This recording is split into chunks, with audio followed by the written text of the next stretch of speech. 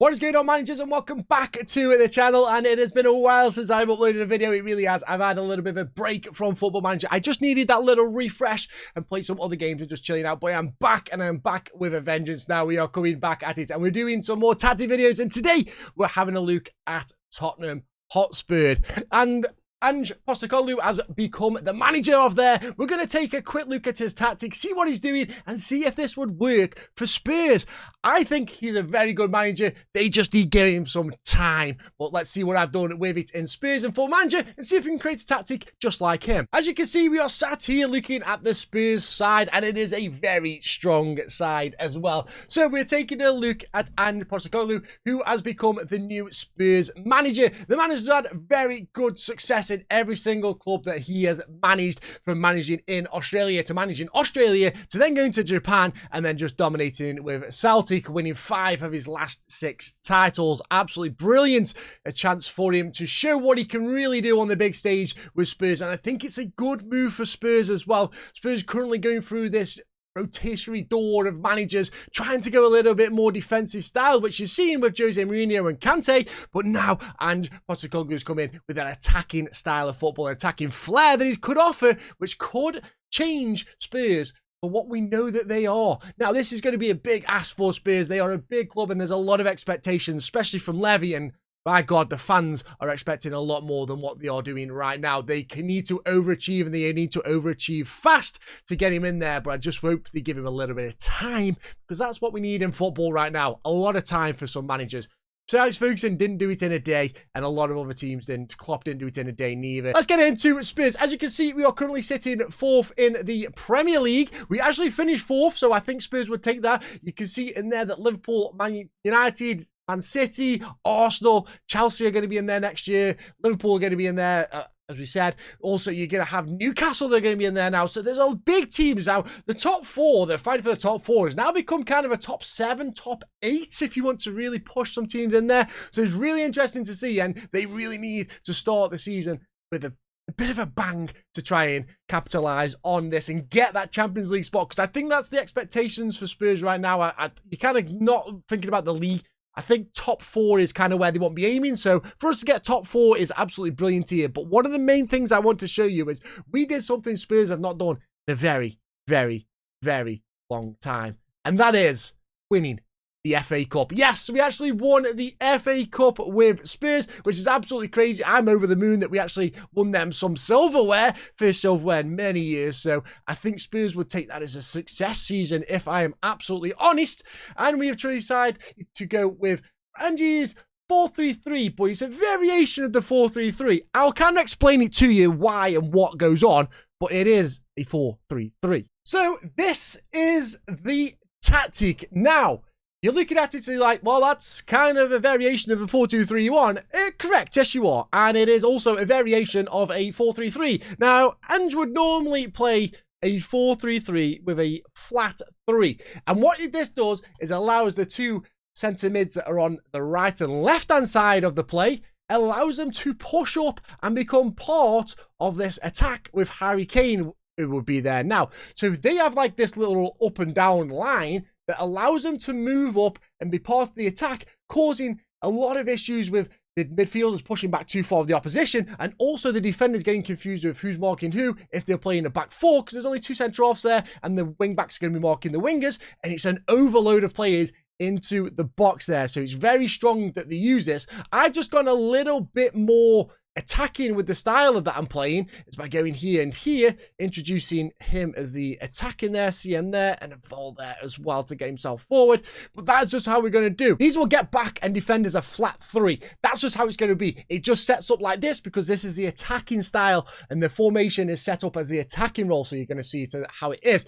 That's just what the play is. What we try and aim to do is get Son and Lucas Moura running down their wings and putting the ball into the box. That's the style that we want to see from them, because they're going to be overloaded into the penalty spot. So Kuleski, Benacar are going to be in there, and what's going to happen with them is they are going to push forward, and then the centre mids are going to be a little bit confused of who's to mark and get really clustered up there that the ball can easily go through. Lucas Moura can be on the other end and potentially get a tap in, or we're going to have a lot of space on the edge of the penalty area where there's going to be a free man for a simple shot at target. It might not go in, it might go in, who knows, but that is the plan for it. Also, with them number 8s, as they say, pushing forward and getting part of Harry Kane, we kind of need someone to be a little bit back as well. And what that does with the DM is just holds that position there as well. But you do see Davies, who becomes the inverted wing back and pushes into this space, who becomes another centre mid player.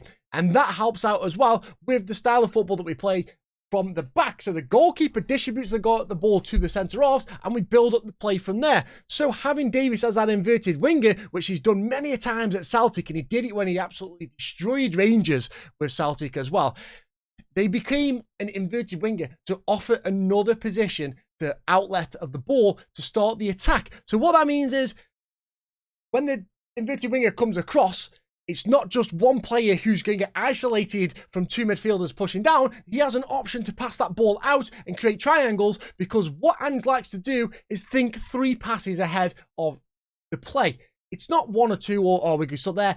3 passes ahead, these players are looking to make moves, so they pass and move. That's why we've gone with the vertical tiki-taka for this formation. It just works so well with what Ange Postecoglou is going to do and how it could work for Spurs as well. It's a wonderful little formation, a wonderful tactic that's just working absolute wonders for us, and you'll see in some of the results as well and some of the goals that we score why this is so effective, especially that overloading as well. The 2 midfielders here are absolutely brilliant for us, and they just do wonders, getting forward and just being a nuisance in the opposition's off, especially in the opposition's box as well when we get crosses in. The defenders just don't know who to mark or where to be, and it's just overloaded in there, and it's absolutely brilliant for us. That's how we play. The defenders, the centre-halves, are kind of the key to starting off this wonderful attack. The ball's always played out to the defenders and we move from there. It's brilliant to see and brilliant to do.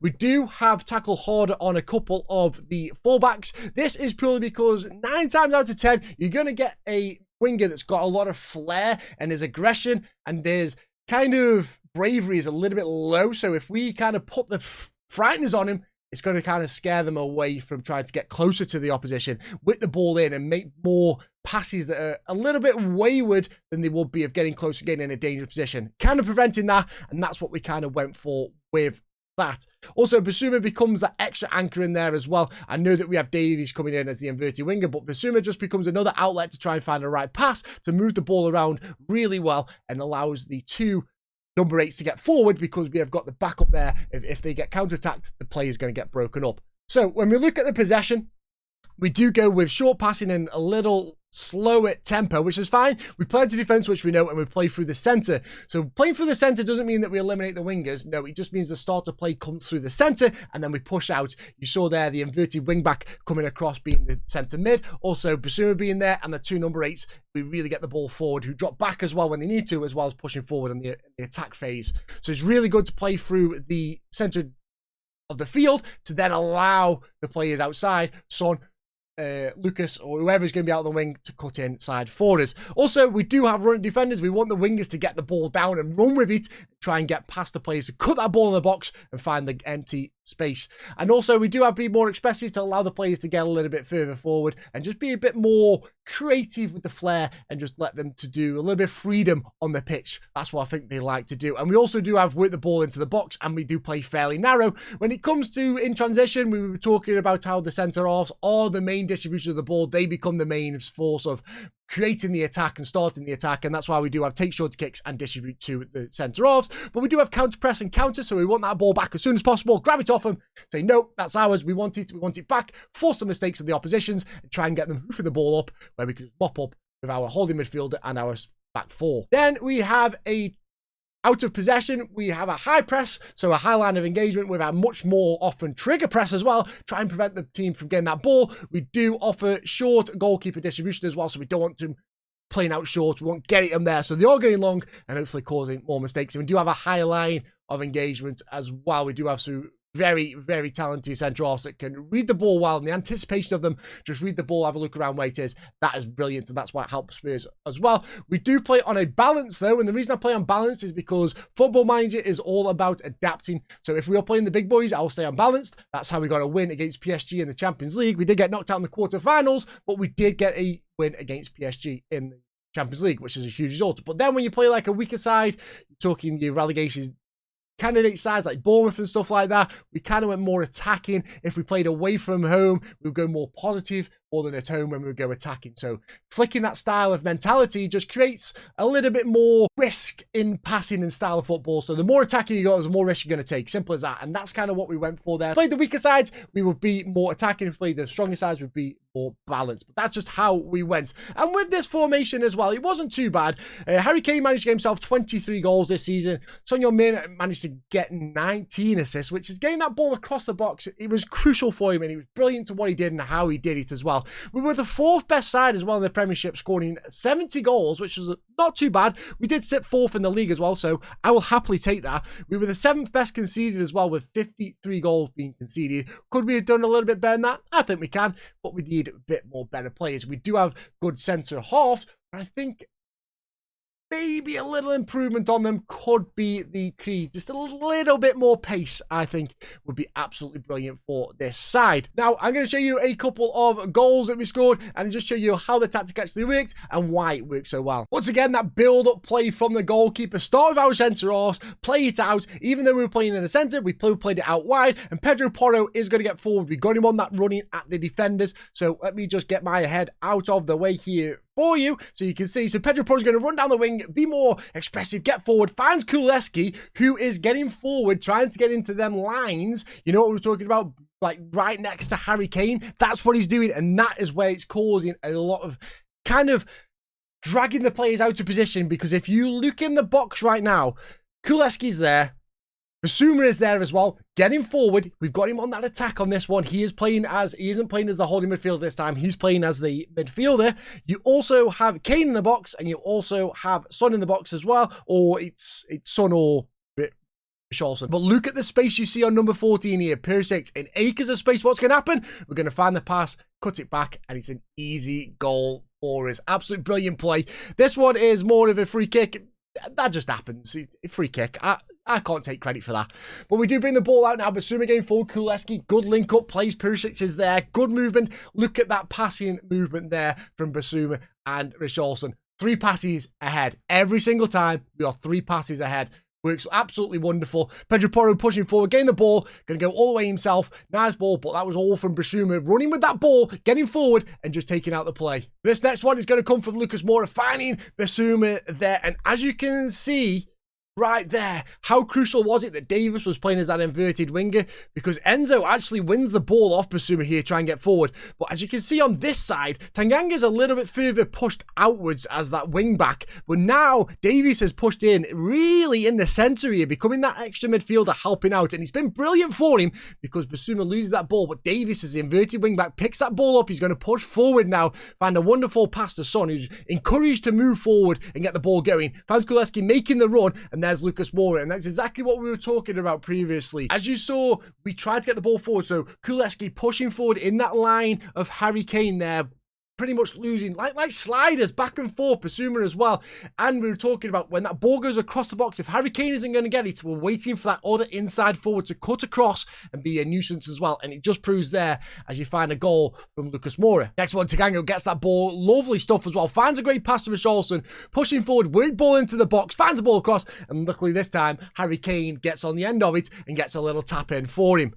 Once again, moving through, Perisic is going to push forward, becoming that outside player. Gets a little bit lucky there with Azpilicueta, but finishes it off very nicely and wins the game and wins us the FA Cup. So guys, that is the tactic, and that's how I think Ange Postecoglou is going to set up at Spurs. I hope they give him the time. I hope that he works on it, because he can turn this into an attacking, a very, very attacking and strong Spurs side that could get top 4 if everything goes right. He's a successful manager, and he really is. I hope you have enjoyed that video, and hope you enjoyed that tactic as well. Let me know in the comments if you enjoy this one, and it'd be great to hit the like and subscribe. It means the world to me. It helps with the algorithms. Let's beat the algorithms and get this video pushed up, because it'd be absolutely amazing for me. It's good to be back, and I fully enjoyed making that tactic. So guys, once again, if you want to see a lot more content from me, I'm live over at Twitch, www.twitch.tv/Taker147. Go over there, hit the follow button. It'd be awesome to see you in the live action.